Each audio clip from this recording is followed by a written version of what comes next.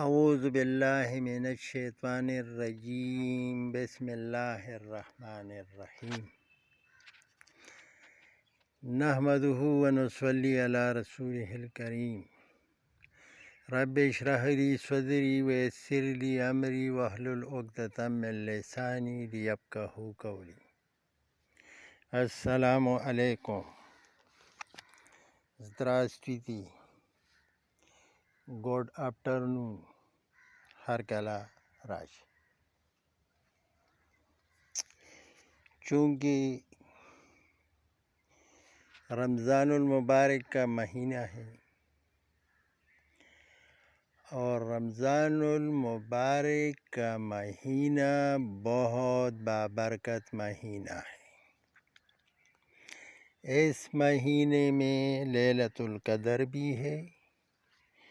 اس مہینے میں قرآن پاک کا نزول بھی ہوا ہے اور اس مہینے میں ہر نیک عمل کا ثواب کئی گنا زیادہ ملتا ہے. تو میرے عزیز ہم وطنو، بات شروع کرتے ہیں قرآن پاک کے ایک آیت کے مختصر سے حصے سے. السارق والسارقۃ فاقطعوا ایدیکم،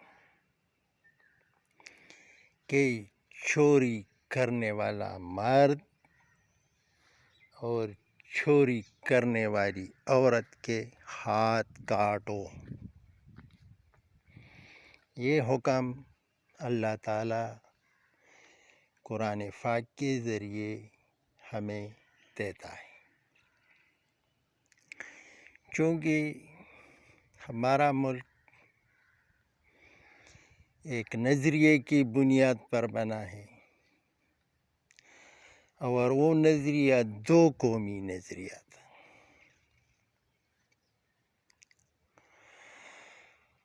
علامہ اقبال قائد اعظم رحمۃ اللہ علیہ، بادشاہان بابا گاندھی جی، تحریکی آزادی ہند کے بہت سے ہیروز، ان سب کا اس پر اتفاق تھا کہ مسلمانوں کے لیے ایک ایسا ملک جہاں پر وہ اسلام کے مطابق اپنی زندگی گزار سکیں، جہاں پر اسلامی نظام ہوگا تو اسلام میں قرآن کے مطابق چور مرد اور چور عورت کی سزا ہاتھ کاٹنا ہے.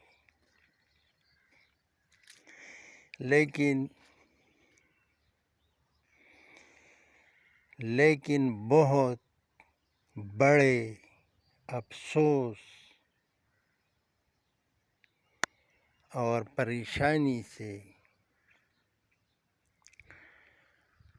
اور وثوق سے کہتا ہوں کہ اس ملک کو معرض وجود میں آنے سے لے کر آج تک کسی چور کے ہاتھ کسی نے کاٹے ہیں؟ سپریم کورٹ کا ریکارڈ دیکھو، پاکستان کے تمام کورٹس کا ریکارڈ دیکھو کہ کسی چور کو ہاتھ کاٹنے کی سزا ملی ہے؟ اب یہ ہاتھ کاٹنے کی سزا، اس کے پیچھے دو محرکات ہیں کہ ایک تو یہ بندہ نشان عبرت بنے گا، اس کو اپنا ہاتھ یاد ہوگا، وہ دوبارہ چوری کی کوشش نہیں کرے گا اگر وہ انسان کا بچہ ہو. اور اگر ہاتھ کاٹنے کے باوجود پھر بھی کوئی کوشش کرے گا تو اللہ تعالیٰ کا حکم ہے کہ پھر وہ باقی ہاتھ اور پاؤں کاٹ دو. تو ایک فلسفہ یہ ہے کہ بندہ مستقل طور اپنے لیے بھی نشان عبرت بنے گا اور دوسروں کے لیے بھی نشان عبرت ہوگا. اور سب سے زیادہ ٹیکنیکل فلاسفیکل امپارٹنس یہ ہے کہ کوئی اس کے ساتھ شادی نہیں کرے گا تو اس کا نسل نہیں بڑھے گا. میرے پرسنل ریسرچ اور سروے کے مطابق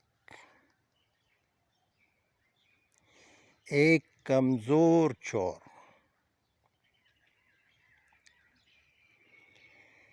50 سال میں 100 بچے پیدا کرتا ہے. بچے پھر نواسے اور اس طرح ایک چور سے 50 سال کی مدت میں کم از کم 100 چور پیدا ہوتے ہیں. اب 76 سال میں ہمارے پاس ہمارے مملکت ہداداد میں کم از کم 160 چور پیدا ہوتے ہیں.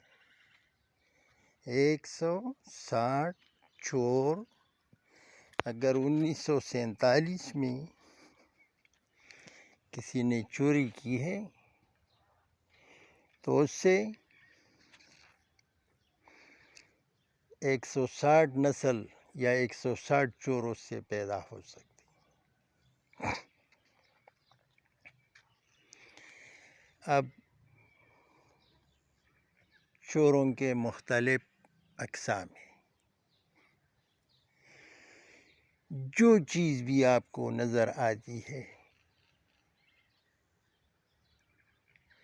ان سب چیزوں کی چوری اس ملک میں ہوتی ہے. گھاس کی چوری، فصل کی چوری، میوے کی چوری، زمین کی چوری، پیسوں کی چوری، سونے کی چوری، اور اب تو بات مینڈیٹ چوری تک آ پہنچی ہے کہ مینڈیٹ بھی چوری ہوتا ہے. تو آپ مجھے یہ بتا دیں کہ کب تک اس ملک کا مذاق بناتے رہیں گے؟ کب تک لوگ اس ملک کا مذاق اڑائیں گے؟ کب تک لوگ ہمارے اوپر لعنت اور طعن بیچ دیں گے؟ کب تک ان چوروں کی نسل در نسل زیادتی جاری رہے گی؟ اور کوئی کہتا ہے کہ ثبوت تو چور کی ثبوت تو بغیر ثبوت کے تو کسی کو چور آپ بتا نہیں سکتے. نادرا میں دیکھو کہ زید عمر بکر کے 5 بیٹے ہیں، 6 بیٹے ہیں اور 3 بیٹیاں ہیں. اب پٹواری کے ہاں، تحصیلدار کے ہاں، گرداور کے ہاں، یا ڈسٹرکٹ جو ریونیو آفیسر ہوتا ہے لینڈ کا، وہاں پر 5 بیٹے موجود تھے اور 3 بیٹیاں نہیں. مطلب یہ ہے کہ زمین کی چوری بہن سے، بیٹی سے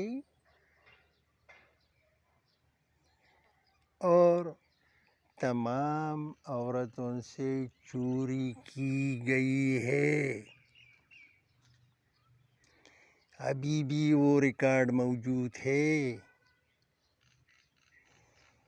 جن کے پاس یا تو اس کو وراثت سے خارج کیا جاتا ہے، یا اگر وراثت ہو جائے تو اس کو قبضہ نہیں دیا جاتا، اس کو اپنے حصے کا کوئی چیز نہیں دیتا. بس بھائی ہے، بھائی ہے، بس بھائی ہے، بھائی ہے، بھائی ہے. گولی مار دو ایسے بھائی کو. اللہ تعالیٰ ایسے بھائی کا بیڑا غرق کرے. اللہ تعالیٰ ایسے بھائی کو دوزخ کا ایندھن بنائے. جو بھائی سے چوری کرتا ہے، جو بہن سے چوری کرتا ہے، جو بیٹی سے چوری کرتا ہے، جو بھتیجی سے چوری کرتا ہے، جو بانجی سے چوری کرتا ہے، کیا یہ غیرتی لوگ ہیں؟ یہ بے غیرت ہے. اور بے غیرتوں نے اس ملک کے آئین اور قانون کا مذاق اڑانا شروع کیا ہے. تو میرا تو یہ انشاءاللہ آپ سب کو ایک دعوت ہے کہ اپنے رزق کو اپنے اوپر حرام نہ کرو. اپنے حلال رزق کو اپنے اوپر حرام نہ کرو. جس کے پاس بھی دوسروں کا حق ہے، بہت حیا اور عزت سے ان کو واپس کر دو. کیونکہ KPK میں ایک دن آنے والا ہے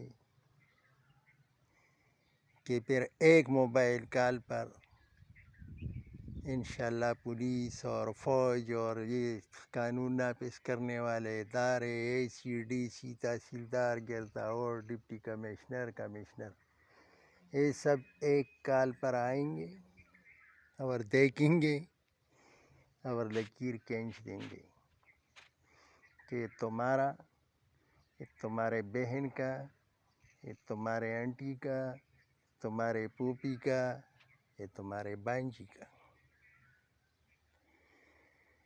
اور تیسری اہم بات چوری کے حوالے سے کہ 2 گناہ ایسے ہیں جس کی سزا اللہ تعالیٰ دنیا اور آخرت دونوں میں دیتا ہے. وہ 2 بڑے گناہ کیا ہے؟ ایک والدین کی نافرمانی، دوسری کسی کا حق باطل طریقے سے غصب کرنا، کسی کے حق پر ڈاکہ ڈالنا، کسی کا حق چوری کرنا. اس کا سزا دنیا میں بھی ملتا ہے اور آخرت میں بھی ملے گا. تو اگر کوئی اپنا دنیا اور آخرت کو سنوارنا چاہتا ہے، کوئی چاہتا ہے کہ اس کے آئندہ نسل حلال کھائیں، کوئی چاہتا ہے کہ دنیا میں بھی اس کو ذلت نہ ہو، کوئی چاہتا ہے کہ قبر میں بھی اس کو عذاب نہ ہو، کوئی چاہتا ہے کہ روز محشر میں اس چیز کو تو پھر واپس کرنا ہوگا. تو زمین وہاں کہاں سے لاؤ گے؟ سونا کہاں سے لاؤ گے؟ یہ تو اس دنیا میں رہ جاتا ہے. تو اس رمضان کی خاطر آپ سب بھائیوں کو اپیل کرتا ہوں کہ کسی کا حق کھانے سے اس طرح گریز کرو جس طرح تم مردار کھانے سے گریز کرتے ہو، جس طرح تم بد خنزیر کھانے سے گریز کرتے ہو. یہ سحری، افطاریہ، یہ سب رائے گاہ ہے. یہ سب رائے گاہ اس لیے ہے کہ کسی کا دادا چور ہے، کسی کا پردادا چور ہے، کسی کا باپ چور ہے، کسی کا بھائی چور ہے، کوئی خود چور ہے، کسی کا بیٹا چور ہے، کسی کی بیٹی چور ہے، تو چوری سے نفرت کرو، یہ ملک اسی دن دنیا کا امیر ترین ملک ہوگا۔ اگر ہم پورے خلوص سے چوری سے نفرت کریں گے، چوری چھوڑ دیں گے، چوری شدہ مینڈیٹ تک واپس کریں گے، چوری شدہ زمینیں واپس کریں گے، چوری شدہ سونا واپس کریں گے، چوری شدہ مارکیٹیں، کارخانے وغیرہ وغیرہ واپس کریں گے، تو انشاءاللہ تعالی اللہ تعالیٰ کے فضل و کرم سے یہ ملک جنت کا نمونہ بن جائے گا۔ والسلام، گڈ بائی، دس ودانیہ، دا نیکسٹ ملاقات پر۔